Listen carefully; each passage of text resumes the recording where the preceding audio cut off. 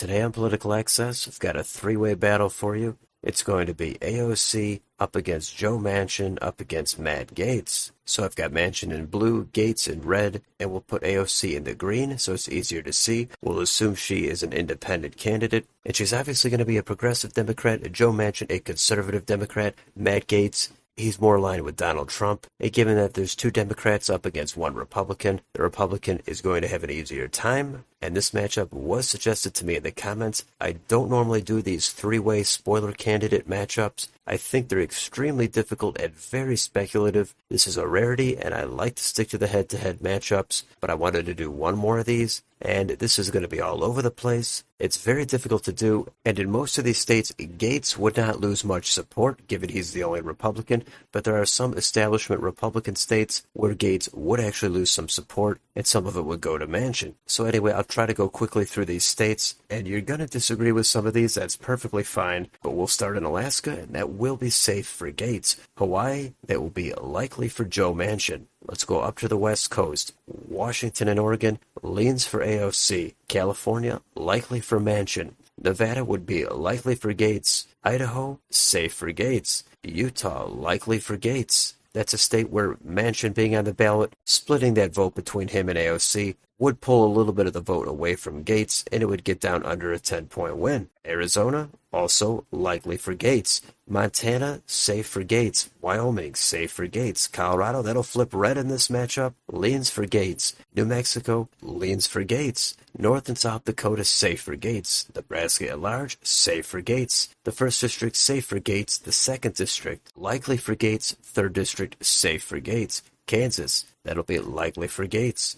Oklahoma, safe for Gaetz. Texas, safe for Gaetz. Let's go up to Minnesota, and with that vote split, it does flip to Gaetz by a leans margin. Iowa, safe for Gaetz. Missouri, Arkansas, Louisiana, safe for Gaetz. Let's go back up to Wisconsin. That'll be likely for Gaetz. Illinois, that'll be low single digits, leans for Gaetz. Michigan, that will be mid-single digits, likely for Gaetz. Indiana, safe for Gaetz. Kentucky, Tennessee, Mississippi, Alabama, safe for Gaetz. How about Matt Gaetz' home state of Florida? That will be over 10 points, safe for Gaetz. Georgia, that will be mid-single digits, likely for Gaetz. South Carolina, safe for Gaetz. North Carolina, that will be high single digits, likely for Gaetz. Ohio, safe for Gaetz. How about Joe Manchin's home state of West Virginia? Well, a lot of these states are tough, but West Virginia, especially tough, given on a presidential level, this is a solid red state. I think Joe Manchin would definitely pull in some of the vote. AOC would get a little bit of it, but in the end, I think Matt Gaetz would still win this state. I actually have it under a 10-point margin, likely for Gaetz. Let's go up to Maine at large, another state, very tough, but I have it as a leans for Gaetz. The 1st District will be leans for AOC. The 2nd District, safe for Gaetz. Next state is New Hampshire. That'll be likely for Gaetz. Vermont, that's a progressive state, and that will be safe for AOC. AOC's home state of New York, I have her winning that by a safe margin. Massachusetts, likely for AOC. Connecticut and Rhode Island, those will flip red, leans for Gaetz. New Jersey, leans for Gaetz as well. Delaware, also leans for Gaetz. Maryland, that will be leans for Manchin. Washington, D.C., is safe for Manchin. Back up to Pennsylvania, that will be likely for Gaetz.